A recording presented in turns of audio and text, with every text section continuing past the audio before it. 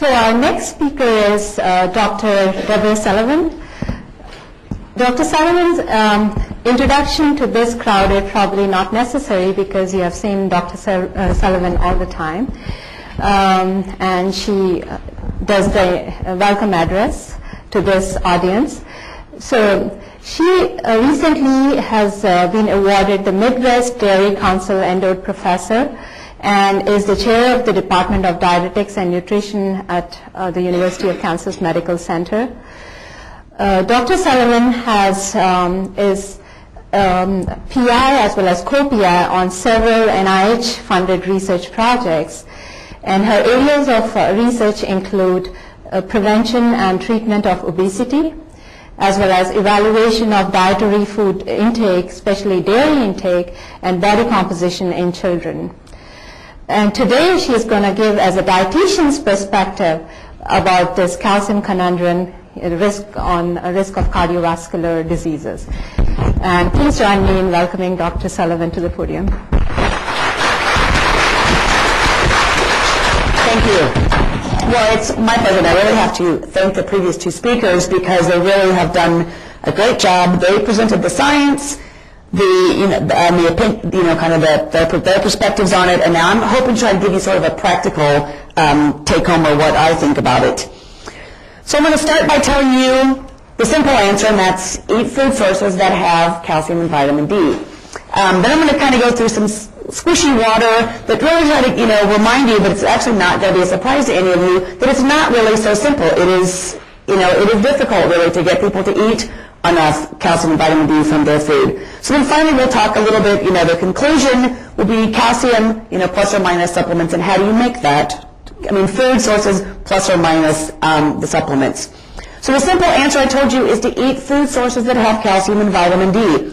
Fortunately, we had a lot of sponsors this morning that, were able to highlight, the fact that dairy food is a great source. The number one source of calcium and vitamin D in our diet are dairy foods. So milk, cheese, and yogurts are your primary sources.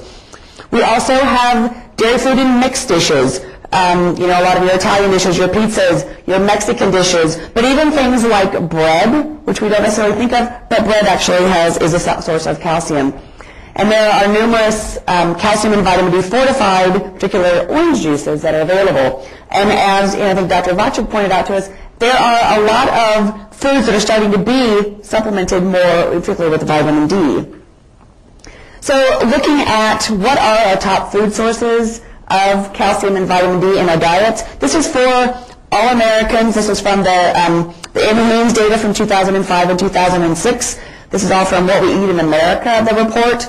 So the number one for everybody overall is reduced fat milks. That's 1% and 2% fat milk. Then cheese, whole milk, pizza. Miscellaneous is kind of an interesting one, but if you're someone like me that works in dietary intake of calcium in particular, this does come up. You realize, as Janine will, aptly know, that you get calcium from a lot of other sources besides just dairy food. And then yeast bread, as I pointed out, you might not think about it as a calcium source, but it actually does have it. So that's for everybody. If you look in particular at little shifts, adults versus children, adults still that reduced fats, that 1% to 2% milk is still number one. Regular cheese is 2. Those miscellaneous ingredients actually are number 3. Yeast breads are 4. Then pizza, skim milk, whole milk, Mexican foods, dairy desserts like puddings and ice creams, etc. Pasta and pasta dishes. The fortified fortified orange juice is really, not even in the top 10 sources for adults. And then grain-based desserts, etc. Flipping a little bit up for kids, again, that reduced fat, that 1% to 2% milk, which basically points out 1% and 2% fat milk is the most popular choice of milks in the U.S. public. And then whole milk, for kids, pizzas 3, regular cheese, yeast bread, dairy desserts, skim milk, pasta, etc. So really, if you look at this, dairy foods are our primary sources of calcium. Vitamin D, Dr. Fossick did a great job of pointing out, we get vitamin D from the sun.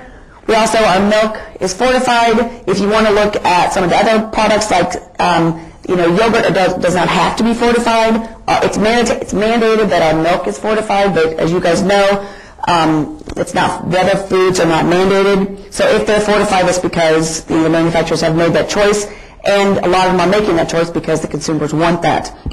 Naturally, you can get it in fish and oil sources. So what are the food sources of vitamin D in our diet? This is for all, because it's the same really for kids as well as adults. Dairy foods, number one. Milk drinks, and dairy desserts and yogurts, 52%. So over half of the vitamin D in our diet comes from dairy sources. Next would be, fish and shellfish, ready-to-eat cereals, et cetera, coming down to the fortified orange juice is number 8. It's really only 3%. And so really, the overwhelming, you look at the other numbers are all really quite small. The biggest chunk, the biggest source of vitamin D in our diet comes from milk. And I think most of you that work with the public are realizing, we don't drink that much milk anymore. So really it's a simple concept to get your dairy and dairy foods, to get your calcium and vitamin D from your food sources. But when we look at how we're actually eating, we don't eat enough dairy food, we don't eat enough fruits and vegetables, we don't eat enough whole grains. I'm really preaching to the choir here, I know, but just to remind you, the most recent evidence, the Dietary Guidelines for Americans, the most, come out every 5 years. So the USDA compiles a think tank of experts from around the country. They review all the evidence, and then they come out with how we should eat to be, as healthy as possible. So the most recent Dietary Guidelines came out last summer. For adults with nutrients that are overconsumed, and you're not going to be surprised by these, we eat too much energy, we eat too much solid fats, so saturated fats and trans fats, we eat too much added sugars, sodium, cholesterol, and refined grains. For kids, again, they eat too much solid fats, added sugars, sodium, cholesterol, and refined grains. We eat too little vegetables, fruits, whole grains, fluid milk and milk products, and oils. So if you translate that into, a food pattern of what we should be eating, it's what we've been saying for many years. This is nothing new. We need to eat more fruits and vegetables. We need to eat more low-fat milk products, more dried beans and peas, whole grains, nuts and seeds, more seafood. We should only be eating moderate amounts of lean meat, poultry, and eggs, and significantly decreasing our added sugars, our solid fats, our sodium, and our refined grains. So that's a mantra really we've been preaching for quite some time. If you look then at when the Dietary Guidelines Committee reviewed what are the actual nutrients then, they looked at food sources, and look at what are the nutrients that are shortfalls. For everybody, adults and children, the nutrients that are the greatest concern, meaning we eat the fewest of, are not meeting the recommendations for vitamin D, calcium, potassium, and fiber. If you pay attention to the foods that we're under consuming, it makes perfect sense to us why we're not getting enough vitamin D, calcium, potassium, and fiber. Women of childbearing age, they were concerned they're not getting enough folate and iron. Older folks, I liked that term. I don't know what, the previous 2005 version of the Dietary Guidelines, they actually called out, people 50 and older. On this one, they just had this odd little phrase of older folks. So the practical guide for the Dietary Guidelines actually hasn't come out yet. So maybe when the practical guide comes out, they'll explain a little better by what they mean. But for those guys, they, again, recommend, just like they did in the 2005 recommendations, that they should be getting B12 in either a fortified food or a supplement because of the decrease in digestion as we age.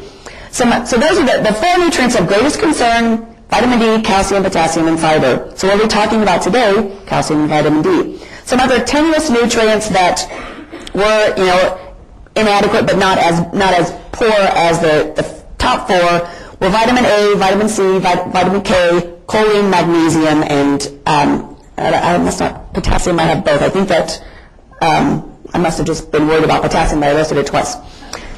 Okay, so I'm going to show you this graph a couple of times, but I just want to reorient you to dietary reference intakes because when I show you this data, just so you have an idea what I'm talking about.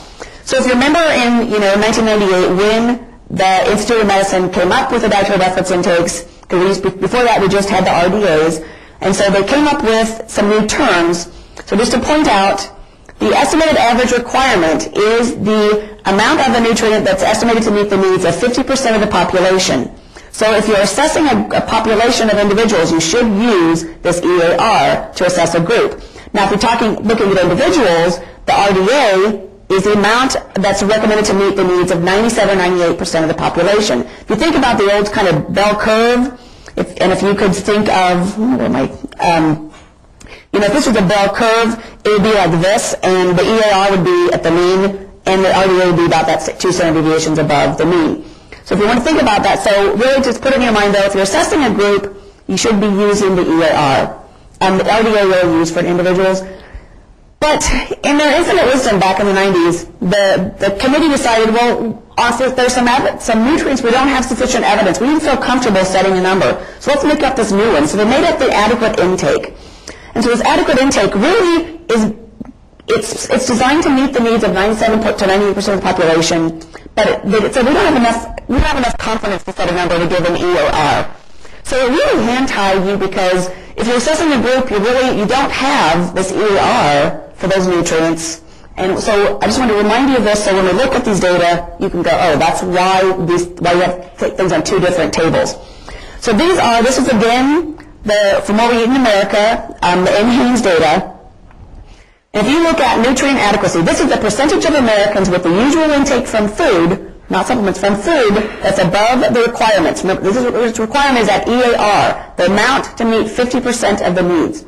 Vitamin E, it's really pathetic. Only 7% of the U.S. population gets enough vitamin E from their food to meet at least 50% of the recommendations, or to meet the needs for 50% of the population. Now, why did the Dietary Guidelines Committee not pull out vitamin E as a nutrient of concern? I don't know that. All I could assume would be somewhere through that myriad of discussions they must say that we get enough from supplements to do it. The other ones, magnesium and vitamin A, only about 50% of the population meets the EAR for those 2 nutrients, and vitamin C about 2/3. So now if you go to this one, these are the nutrients we're talking about today primarily, and these are the nutrients that are the biggest shortfall nutrients. But on this one, the committee had to look at the percentage of Americans with intake from food above the requirements, and these are the nutrients that have that adequate intake. So it's a little bit harder for a person to try to assess it. But if you look through these, only 4% of the U.S. population met the adequate intake for fiber. Less than 3% meets the adequate intake for potassium. But only about 25 to 30% of the U.S. population meets the adequate intake for vitamin K, vitamin D, and calcium. So clearly these are nutrients that are of concern, and the ones, calcium and vitamin D, particularly the ones that we're talking about today. If you look then of, what the guidelines, the Dietary Guidelines Committee, their data, reported out that the recommendations, right, for milk and dairy foods are 3 cups a day. Greater than 50% of boys, 9 to 18, are not getting 3 cups a day, and actually young boys are the ones who drink the most milk in this country. 75% of adult men don't get adequate dairy products, and over 90% of girls and women don't drink the 3 cups a day. If you look at the median intakes of the population, adult men drink about 1.6 cups a day, adult women a little over 1 cup, teenage boys a little over 2, teenage girls 1.5, teenage boys about 2.5, and teenage younger girls about 2. So it's really frightening to think at a time when these children and adolescents are having their growth spurt, really need that calcium. They're really having insufficient dietary intake. So food sources of calcium and vitamin D are really inadequate in this U.S. population. So as both the previous speakers have pointed out, we do have new dietary reference intakes for calcium and vitamin D.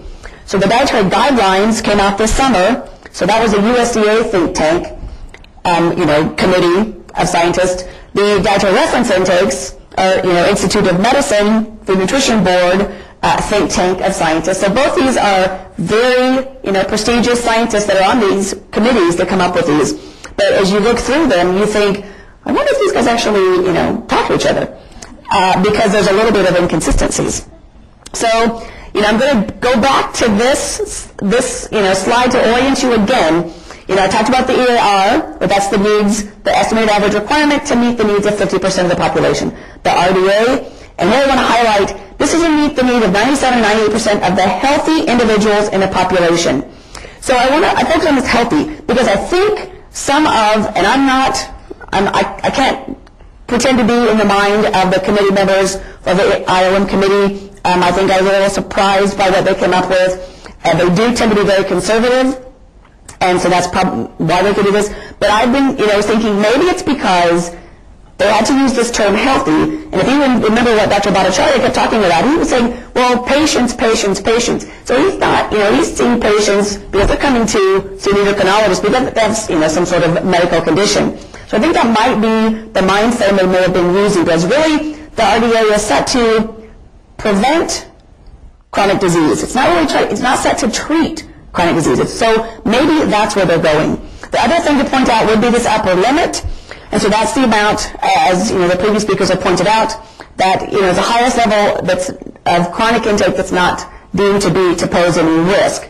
But I will point out that a person can get higher amounts, which I think we often see with vitamin D, because if a physician prescribes amounts and monitors that person, it's safe. I think the biggest concern is, if you're just somebody, because in America we think, a little bit's good, a lot must be much better, so I'm going to go taking crazy amounts of vitamin D, to not over-medicate themselves.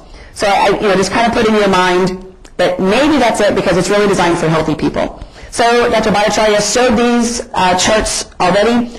What I am most excited about, and I could do a cartwheel about this, but I won't in front of here. So we actually, for calcium and vitamin D, we have an EAR and an RDA. We're no longer trapped in that little, adequate intake number. We have some numbers that actually can mean something. So now when you assess a group, you can actually say how many people, are not meeting their recommendations. Again, here's the vitamin D that Dr. Bhattacharya already pointed out for us. But now I want to try to, kind of give you a concept that we've been talking about calcium and vitamin D a lot this morning. And I want to try to tell you that I hope I'm preaching to the choir that, nutrition is a team sport. I think it's inappropriate to think about one nutrient or two nutrients when you're trying to think about the health of a whole body. So thinking of nutrients in isolation is not a good thing. So here's my little analogy. If you follow KU basketball, my apologies to you K-State and Missouri fans in the room. So, Marcus Morris would be our best player this year, right? And Marcus is a great player. But is Marcus alone good enough to follow that yellow brick road and get us down here to that national championship? Is Marcus alone going to do it? No. Well, let's throw in his twin brother, Markeith. Markeith's good. But are the two of them going to get us to that championship? All right, now let's call, so Markeith's calcium, Markeith could be, Marcus is calcium, Markeith vitamin D, flip it over, which one's your favorite nutrient. But the two of them are not enough to get us to that champion body. So if I want a champion body, I absolutely need calcium and vitamin D. But I need other ones. If I want, to have the best heart, great bones, kidney, brain, etc., I need more than two nutrients. I need a whole team. And so, particularly if you watched the KU game last night, I needed the guy on the other team, UCLA to foul Mario Little the last milliseconds. I needed Mario Little to make those free throws. But I needed a team. But I don't, the team, they're just a bunch of individual players. We're just a bunch of individual nutrients in our foods. I need somebody to direct them, right? I need my coaching staff. I need my assistant and my, head coach. You might want to think of, I actually think vitamin D is probably an assistant coach because it acts like, a hormone. It can, drive all sorts of things. It can upregulate, downregulate genes. So really, vitamin D is probably more in the assistant coach level. But you also need your fans. If I need that national championship, I also need to have a building. I need a janitor to clean up. I need an athletic director. I need people to show up and pay money to go to games. So, if I want to get the most healthy body, I think it's wrong to be thinking about one or two nutrients in isolation. You've got to think about that whole package. Why I love food so much, food gives you that whole package of nutrients. And so if you start thinking, we do studies, right? We pull out a one nutrient and do a study. One day it's good, one day it's bad. I think we confuse the consumers because, our bodies are used to getting, I think we confuse our body too. Our body likes that complement of nutrients that we get in whole packages from foods. And if you suddenly throw one nutrient out of proportion to the other ones, one basketball player becomes a ball hog, is not sharing, what happens? They lose because they're not that one nutrient's never good enough to beat the whole opposing team. So I think we need to think about nutrition as a team sport and, give all the nutrients their fair share. So now let's just think about, what are some of these nutrients that come into play? So if I think about calcium balance, there's a host of nutrients that are going to be both positive and negative that are influencing my calcium balance. I don't think I listed calcium, but calcium would be an important nutrient on there, right? Let's think about heart health. There are going to be some nutrients that are going to be, associated with positive protections on your heart, some that are negatively associated. Move over to bone health. There are some nutrients positively associated with bones, some negatively associated with bone health. Now you might look and go, oh, my favorite nutrient's not listed on there. Just a quick list, so it's not all-encompassing. We just want to give you a snapshot of, if you do this in isolation, there are a lot of nutrients that can have pluses and minuses in all of these areas, and we really need to think about all of them in the global picture. And so I think Dr. Bhattacharya used the phrase, we think of silos, and I think you're right. We're thinking about a silo of calcium and vitamin D in our heart, with heart health. But we've got this whole field of other nutrients that can potentially impact our, your heart health, and so we do need to think of that team of nutrients. So I just want to give you one example. I could have pulled an example about saturated fat or soy or omega-3s or something, but I chose to give just one little snippet article about vitamin K because I thought it was kind of germane to the original paper that was discussed about the coronary artery calcification. And I think it's maybe an emerging area that we can keep in our radar screen. So there's a matrix GLA protein that is a protein in our bodies. It's a vitamin K-dependent protein, and it inhibits calcification. So it's thought because of that role, it would be protective against coronary artery disease, in particular, calcification of the coronary arteries. And there are some epidemiological data to support that protective relationship. So I'm just going to talk about one randomized control trial that started with 474 individuals. And so everybody, all the people that participated got a multivitamin that had all the minerals and vitamins for the RDA amount, and then with the intervention group, so the placebo group got the standard multivitamin, the intervention group, that's a standard multivitamin plus additional phytoquinone, so additional vitamin K. So the intent to treat, when they looked at overall, everybody included in the thing, it was a null study, right? So this is looking at the change in the Agatston score. So this is a score that is how they measure the amount of calcification in your coronary arteries. So a higher number is worse. So overall, at the end, when you looked at everybody involved, the vitamin K did not have a protective effect overall in the big score, in the big group. But then, as you might imagine in clinical trials, not everybody takes the vitamin supplement, right? You were randomized to the vitamin K supplement, but maybe never took it. In that first, in this result, everybody if you started the study, no matter what you did, you were included. And here they looked at, let's look at people that actually took their vitamin K supplements. And in here, people that took at least 85% of their supplements. On this one, they did look here. So here's the intervention group that took their vitamin K supplements, at least 85%. And here's the light purple is the control group. So on this one, there was a significant difference. So a lower score, actually, over that 3-year period. So that means this lower score, this kind of creamy color, there was less increase in calcification in the coronary arteries over that 3-year period if they took their vitamin K. Now they looked on the right-hand side, they said, well, what if I had a higher calcification score at baseline and I took my vitamin K, what happened? And again, you saw what appeared, what a significant effect. The vitamin K did have a significant improvement. So this is one study, and actually the intent to treat does not show a difference. So, the purists are going to tell me that I have to tell you it didn't work, because the intent to treat analysis didn't work.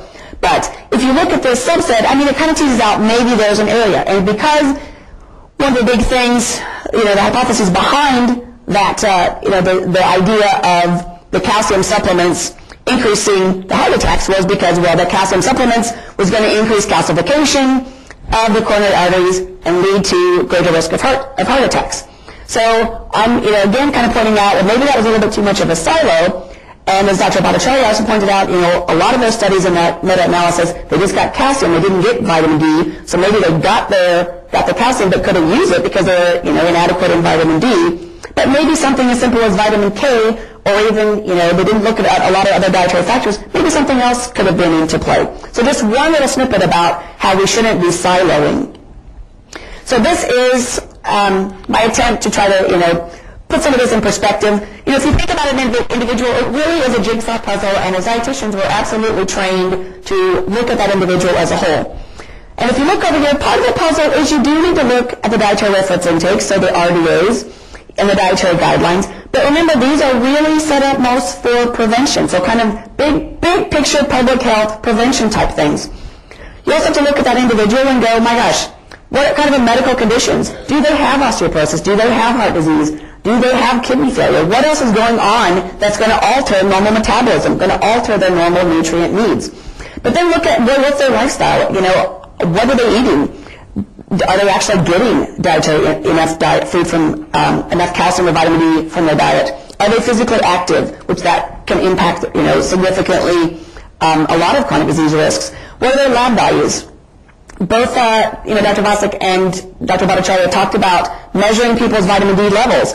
And if you measure a person's vitamin D levels and they're insufficient, for heaven's sake, you need to supplement them. And finally, the biggest picture for vitamin D, we need to think about the sun exposure. But all my other little puzzle pieces going in there to say, there's a lot more to that puzzle piece, and so you need to think about the individual and try to piece those puzzles together. So, my final answer, food is a great, safe choice. It's got that complement of nutrients, the whole package, and that's a great source, so you need to get, just like the dietary guidelines are going to tell you, get your more low-fat dairy, milk, cheese, and yogurt, but also increase your fruits and vegetables, your whole grains, get your fortified foods, especially if you don't drink milk, which we know a lot of people don't, then, the fortified foods. But for calcium and vitamin D, remember, especially vitamin D, the food source is going to be really your dairy foods. On the flip side, decrease your solid fats, your added sugars, refined grains, and sodium. Okay, what's the final answer on supplements? So, I think I was very pleased with what what Dr. Vosick was pointing out. For the general population, a multivitamin is this is going to give you about 100% of the RDA. It's not a bad idea. I kind of think of it as like an insurance policy, right? You pay that money for the insurance policy, and you figure most of the time, what am I getting out of it? I'm paying my money, what am I getting out of it? But the day you need it, you're really happy you have it, because if you don't have an insurance policy, and the time comes you need it, you really are going to wish you had it. But there's absolutely no evidence that taking a multivitamin is going to decrease your risk for chronic disease or going to decrease your risk for mortality. So it's just kind of an insurance policy, because most of us, we know, don't eat a balanced diet. I'm sure, the dietitians are going to need to be at odds with that, right? Say, maybe you guys do. But the general population actually doesn't. But what about these individual nutrients? Because, I definitely don't think a person needs to be taking a stress tab or something that's got like 500% of the RDA for all the different nutrients. I think that's just a waste of money. So if you do take a multivitamin that has 100% of the RDA, but if you look at it, if you remember, I wish we had Dr. Vosick's bottle still here. I'm sure it doesn't have 100% of the RDA for calcium. And why is that?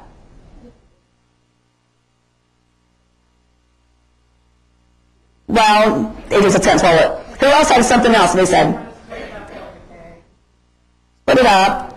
Anybody just talk about the chemical formulation of it?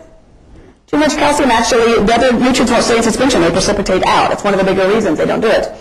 So if a person doesn't get calcium, and also, so you want to look at that. So for older folks, the previous dietary guidelines had said they need to get, and the current ones hint, they say the older folks need vitamin D, B12 from fortified food or supplements. If they're not going to get it from fortified foods, the other ones, the dietary guidelines from 2010 really haven't spelled it out. The previous ones said the same thing. The 2005 version said the same thing for vitamin D, if you remember.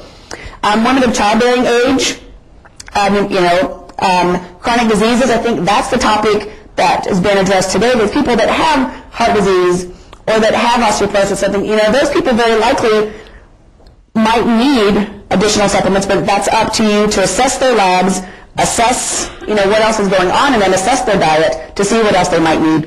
If they have an abnormal, especially low vitamin D, I think you're absolutely safe, and should recommend a supplement of vitamin D.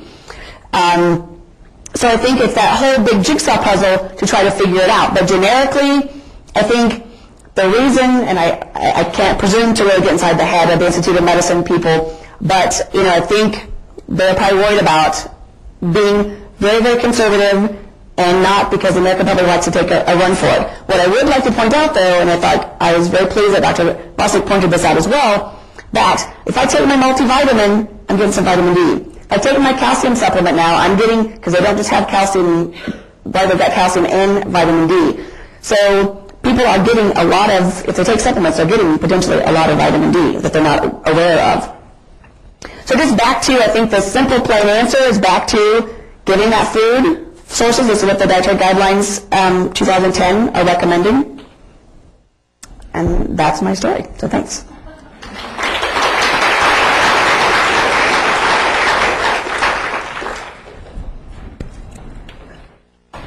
Now I think we go to the little round table, correct?